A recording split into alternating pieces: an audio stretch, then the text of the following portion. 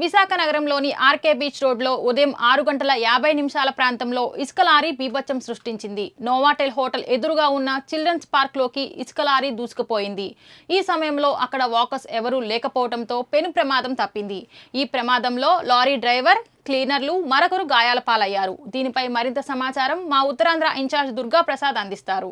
Visakha RK beach road lorry బీభత్సం సృష్టించి చెప్పుకోవచ్చు. ప్రధానంగా నోవాటెల్ డౌన్ నుంచి చిల్డ్రన్స్ పార్క్ వైపు అయితే దూసుకెళ్ళింది. అయితే ఇసుక లారీ అయితే ప్రధానంగా ఒకేసారి ఆకస్మికంగా బ్రేకులు ఫెయిల్ అవ్వడంతో ఈ లారీ ఆ పార్క్ మీద దూసుకొచ్చింది. ప్రస్తుతం మనతో పాటు ఎవరైతే స్థానికులు ఆ మార్నింగ్ పూట వాకర్స్ ఉంటారో సో ఆ ప్రమాదం జరిగినప్పుడు ఎటువంటి సంఘటన జరిగింది అడిగి తెలుసుకునే ప్రయత్నం చేద్దాం. సార్ ఏం జరిగింది ఓవరాల్గా మార్నింగ్? 6:10కి జరిగిందండి. ఇది పైనుంచి వస్తున్న లారీ కరెక్ట్గా తాజ్ దగ్గరికి వచ్చేటికి బ్రేక్ ఫెయిల్ అయినట్టు ఉంది.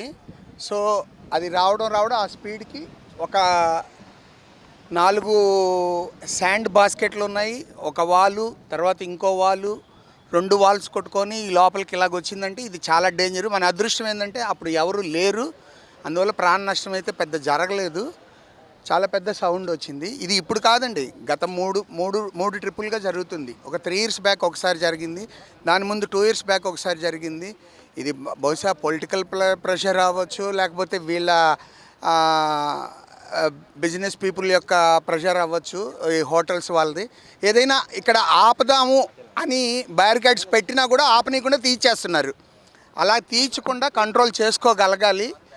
సో గతంలో జరిగినప్పుడు స్కూల్ బస్సు ఒకటి ఫెయిల్యూర్ అయింది, అప్పుడు కూడా పెద్దగా ప్రాణ నష్టం జరగలేదు, తప్పించుకున్నారు. రెండోసారి జరిగినప్పుడు మిల్క్ వ్యాన్ జరిగింది. మిల్క్ వ్యాన్ జరిగినప్పుడు మాత్రం ఒక ఏసీపీ వాళ్ళ ఫాదరు యాక్సిడెంట్ అయింది, ఆయన చనిపోయారు. ఆయన ఇంకొక చిన్నపిల్లడు చనిపోయారు.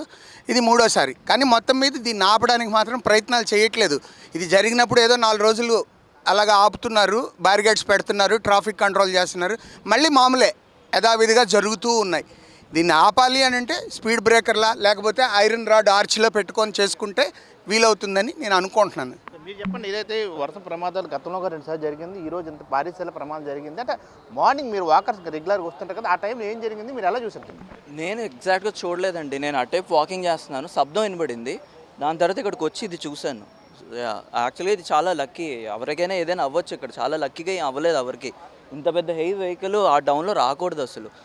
ఏదైనా అవ్వచ్చు కదా, బ్రేక్ ఫెయిల్యూర్ అవ్వచ్చు, ఏదైనా అవ్వచ్చు. So first of all vehicle, ఇంత హెవీ వెహికల్ రాకుండా ఆపేసేయాలి. చాలా ఉన్నాయి మర్జ్ అవ్వడానికి, దీంట్లో మర్జ్ అవ్వడానికి బోల్డ్ ఉన్నాయి. అట్నుంచి వెళ్ళాలి కానీ హెవీ వెహికల్స్ ఈ డౌన్ ఇంత బిజీ ఇంటర్సెక్షన్లో అసలు రాకూడదు, అది ఆపేసేయాలి ముందే.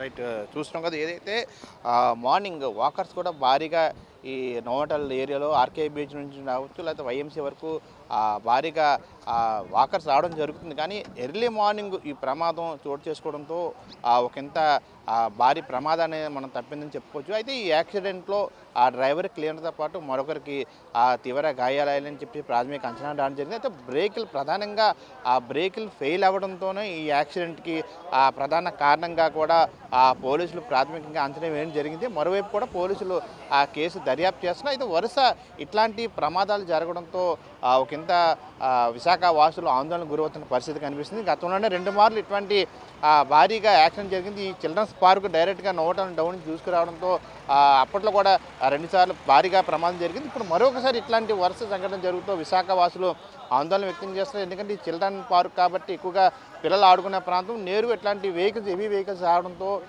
ప్రమాదాలు కలుగుతుంది అనే ఒక ఆందోళన కూడా వ్యక్తం చేస్తున్న పరిస్థితి అయితే విశాఖలో కనిపిస్తుంది. 1% గణేష్, దుర్గా ప్రసాద్, మెగా 9 టీవీ, విశాఖ.